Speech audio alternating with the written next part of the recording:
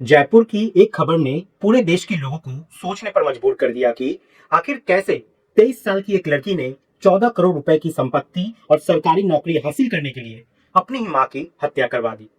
जैसे ही इस मामले का खुलासा हुआ, पूरे देश में इसकी चर्चा शुरू हो गई।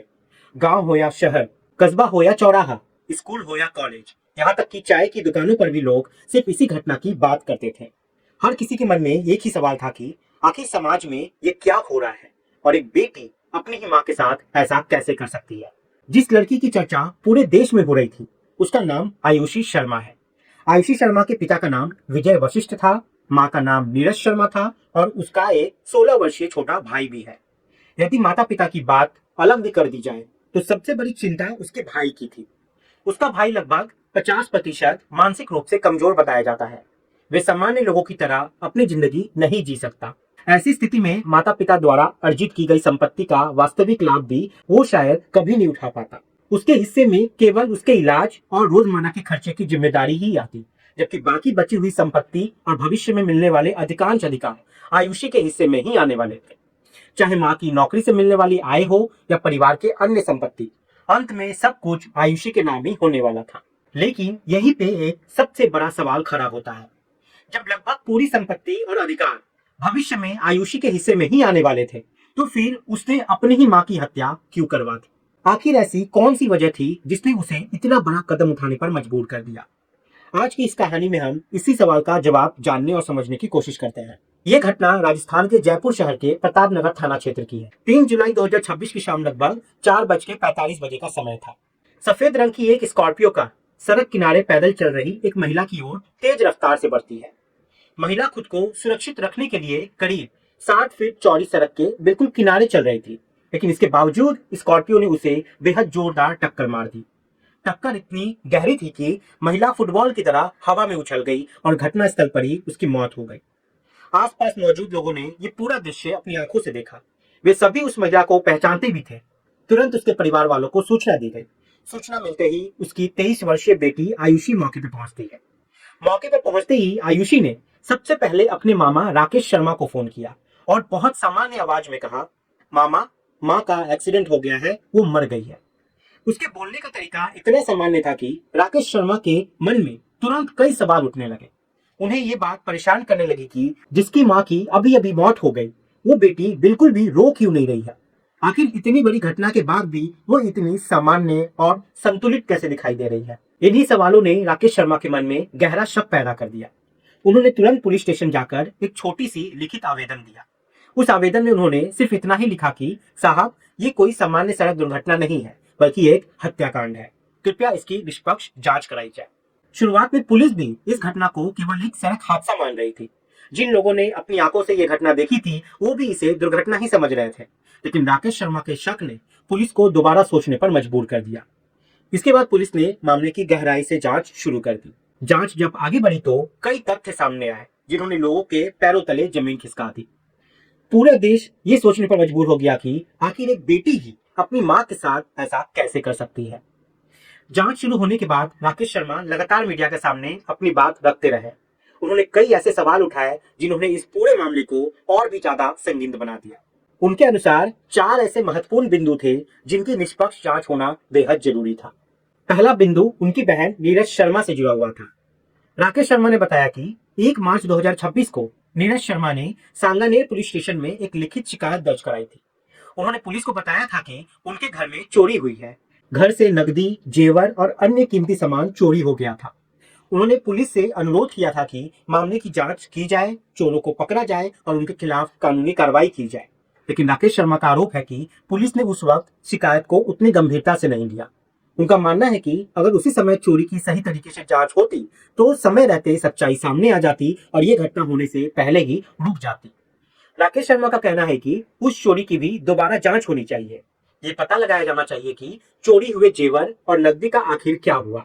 कहीं ऐसा तो नहीं कि उन्हीं जेवर को बेचकर या चोरी के पैसे का इस्तेमाल करके लगभग 7 लाख रुपए की व्यवस्था की गई हो और उसी रकम से कथित तौर पर हत्या करने वाले को हायर किया गया हो। उनके अनुसार इन सभी पहलू की जांच जरूर होनी चाहिए। दूसरा बड़ा सवाल विजय वशिष्ठ से जुड़ा हुआ था। राकेश शर्मा के अनुसार विजय वशिष्ठ लंबे समय से ब्रेन ट्यूमर से पीड़ित थे और दिसंबर 2024 तक उनका इलाज चल रहा था। इलाज के दौरान वे एक अस्पताल में भर्ती थे, लेकिन अचानक उनकी बेटी आयुषी और उनका चचेरा भाई रवि उर्फ बलराम अस्पताल पहुंचते हैं। आरोप है कि दोनों ने परिवार के किसी भी सदस्य को बिना सूचना दिए विजय वशिष्ठ को अस्पताल से डिस्चार्ज करा लिया और उन्हें किसी दूसरी जगह ले गए। सबसे हैरानी की बात यह थी कि परिवार में किसी को भी ये नहीं बताया गया था कि विजय वशिष्ठ का इलाज आखिर कहाँ चल रहा है। उनकी पत्नी नीरज शर्मा बार बार अपनी बेटी आयुषी से पूछती थी कि तुम्हारे पापा किस अस्पताल में भर्ती है और उनका इलाज कहाँ चल रहा है, लेकिन हर बार आयुषी यही जवाब देती थी कि उनका इलाज एक अच्छे अस्पताल में चल रहा है, वे आईसीयू में है और वहां किसी को उनसे मिलने की अनुमति नहीं है। दूसरी ओर नीरज शर्मा की अपनी भी एक मजबूरी थी। उनका 16 वर्षीय बेटा मानसिक रूप से कमजोर था और उसे हर समय किसी न किसी की देखभाल की जरूरत रहती थी। यदि वो बेटी को छोड़कर पति से मिलने जाती तो बेटी की सुरक्षा की चिंता बनी रहती। इसी कारण वे चाह कर भी अपनी पति से मिलने नहीं जा सकी। इसी बीच समय बीतता गया, 3 महीने गुजर गए, लेकिन परिवार को विजय वशिष्ठ के इलाज और उसकी वास्तविक स्थिति के बारे में कोई स्पष्ट जानकारी नहीं मिली। फिर 9 अप्रैल 2025 को आयुषी ने अपने मामा राकेश शर्मा को फोन किया। उसने कहा कि सभी लोग बार बार पूछ रहे हैं कि पापा कहाँ हैं, वे कैसे हालत में हैं, इसलिए यदि आपको देखना है तो अस्पताल जाकर आप देख लीजिए। ये सुनते ही राकेश शर्मा तुरंत अस्पताल पहुंचे। वहां उन्होंने देखा कि विजय वशिष्ठ की हालत बेहद गंभीर थी। इसके बाद उन्होंने डॉक्टरों से उनकी स्थिति के बारे में भी पूछा।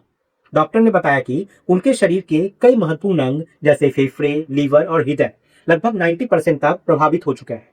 डॉक्टरों ने यह भी कहा कि उनके बचने की संभावना बहुत कम है, लेकिन फिर भी अंतिम क्षण तक पूरा इलाज किया जाएगा, क्योंकि यदि 1% भी उम्मीद होगी तो उन्हें बचाने की पूरी कोशिश की जाएगी। फिर 9 अप्रैल को उनकी गंभीर स्थिति की जानकारी मिली और 21 अप्रैल 2025 को उनका निधन हो गया। राकेश शर्मा का कहना है कि इस पूरे घटनाक्रम की भी निष्पक्ष जांच होनी चाहिए। आखिर 3 महीने तक विजय वशिष्ठ कहाँ रहे, उनका इलाज किस अस्पताल में हुआ, इलाज का खर्च किसने उठाया, कितने रुपए खर्च हुए, कौन कौन सी दवाइयां दी गई, अस्पताल की पूरी प्रोफाइल, मेडिकल रिकॉर्ड और बिल सार्वजनिक किए जाने चाहिए, ताकि यह स्पष्ट हो सके कि इन 3 महीनों के दौरान वास्तव में हुआ क्या था। राकेश शर्मा द्वारा उठाया गया तीसरा सवाल रवि उर्फ बलराम को लेकर था। उनके अनुसार रवि जो था विजय वशिष्ठ का भतीजा था। मीडिया रिपोर्ट्स के मुताबिक पढ़ाई में शुरू से ही वो काफी कमजोर था। इसी वजह से उसकी पढ़ाई और रहने की जिम्मेदारी विजय वशिष्ठ ने अपने ऊपर ले रखी थी। वे अपने चाचा के घर आकर रहने लगा और यहीं से अपनी पढ़ाई आगे बढ़ाती। बाद में विजय वशिष्ठ ने उसे एलएलबी तक की पढ़ाई भी करवाई ताकि वो अपने पैरों पर खड़ा हो सके। लेकिन राकेश शर्मा का आरोप है कि इसी दौरान रवि उर्फ बलराम ने अपनी ही चचेरी बहन आयुषी को अपने प्रभाव में लेना शुरू कर दिया। धीरे धीरे उसने आयुषी को इस तरह अपने वश में कर लिया था कि वे उसकी हर बात मानने लगी थी। वे जैसा कहता आयुषी वैसा ही करती। आखिर इसके पीछे की क्या वजह थी, ये भी जांच का विषय होना चाहिए। राकेश शर्मा का कहना है कि यह भी पता लगाया जाना चाहिए कि आखिर आयुषी रवि की हर बात क्यों मानती थी।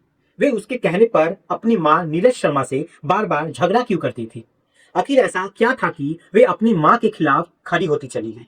उनके अनुसार इन सभी सवालों के जवाब केवल गहन जांच के बाद ही सामने आ सकते हैं, इसलिए इसकी जांच होनी चाहिए।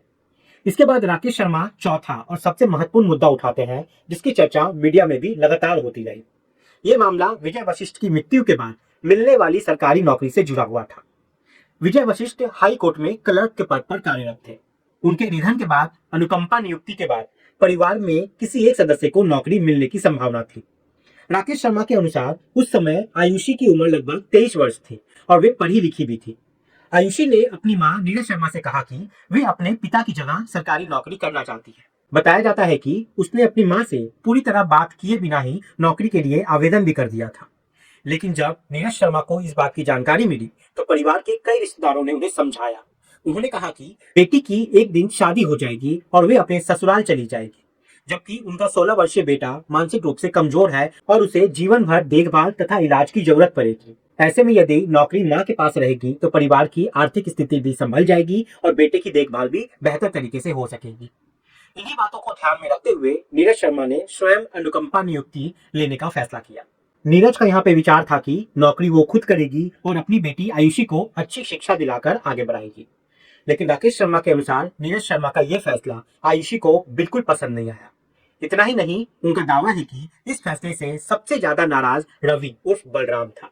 बताया जाता है कि जनवरी 2026 में आयुषी और बलराम ने रविंद्र नगर स्थित जो घर था उसे छोड़ दिया, जो प्रताप नगर थाना क्षेत्र में आता है। इसके बाद दोनों कल्याण नगर थर्ड स्थित एक अन्य घर में जाकर रहने लगे। मीडिया रिपोर्ट्स में यह भी दावा किया गया कि आयुषी और उसका चचेरा भाई रवि उर्फ बलराम वहां पति पत्नी की तरह एक साथ रहे थे, यानी लिव इन रिलेशनशिप में थे। हालांकि हम इस दावे की पुष्टि नहीं करते, ये केवल मीडिया रिपोर्ट्स में सामने आई जानकारी है, इसलिए इस पहलू की भी निष्पक्ष जांच होनी बहुत जरूरी है। राकेश शर्मा का कहना है कि यदि मेडिकल जांच और अन्य साक्ष्यों से इस मामले की पुष्टि होती है तो कई सवालों के जवाब अपने आप सामने आ जाएंगे, लेकिन ये तभी संभव होगा जब रवि उर्फ बलराम पुलिस की गिरफ्त में आएंगे और उनसे पूरे मामले में विस्तार से पूछताछ की जाएगी। हालांकि घटना को काफी समय बीत चुका है, लेकिन उस समय तक पुलिस मुख्य आरोपी रवि उर्फ बलराम तक नहीं पहुंच सकी है। राकेश शर्मा का कहना है कि जब पुलिस उसे गिरफ्तार करेगी तब उससे एक एक सवाल पूछा जाना चाहिए। जिस चाचा ने उसे अपने घर में रखा, उसकी पढ़ाई करवाई, एलएलबी तक की शिक्षा दिलाई और अपने बेटे की तरह उसका देखभाल किया, आखिर उसी परिवार के साथ उसने ऐसा क्यों किया? क्या सचमुच उसने संपत्ति और सरकारी नौकरी के लालच में पूरे घटनाक्रम की साजिश रची, या फिर सच्चाई कुछ और है? इन सभी सवालों के जवाब अब केवल पुलिस जांच और अदालत की प्रक्रिया के बाद ही सामने आ सकेंगे। जांच के दौरान सामने आए तथ्य के अनुसार पुलिस का कहना है कि आयुषी ही इस पूरे घटनाक्रम की मुख्य कड़ी थी। आरोप है कि उसने पहले रवि उर्फ बलराम को अपने साथ जोड़ा और फिर उसके माध्यम से पूरे षड्यंत्र को अंजाम देने की योजना बनाई। इसके बाद हेमंत, आकाश, अरविंद और रोहित सहित कई लोगों को कथित तौर पर इस साजिश में शामिल किया गया। आरोप है कि इन लोगों को लगभग 7 लाख रुपए दिए गए ताकि नीरज शर्मा की हत्या करवाई जा सके। जांच में यह भी दावा किया गया कि शुरुआत में नीरज शर्मा को थार गाड़ी से कुचल कर मारने की कोशिश की गई थी, लेकिन उस प्रयास में सफलता नहीं मिल पाई। इसके बाद करीब 1 महीने तक उसकी गतिविधियों पर नजर रखी गई। फिर 3 जुलाई 2026 की शाम लगभग 4:45 पे इस योजना के अनुसार स्कॉर्पियो कार से नीरज शर्मा को जोरदार टक्कर मारी गई। टक्कर इतनी भीषण थी कि उसकी घटनास्थल पर ही मौत हो जाती है। इसके बाद ये मामला पूरे देश में चर्चा का विषय बन जाता है। आज हर कोई इस घटना की हर कड़ी को जानना चाहता है। समाज में ऐसी घटनाएं पहले भी सामने आई है जहां बेटे ने अपने माता पिता की हत्या की हो, लेकिन किसी बेटी द्वारा अपनी ही मां की हत्या करवाने जैसी घटनाएं बेहद कम सुनने और देखने को मिलती है।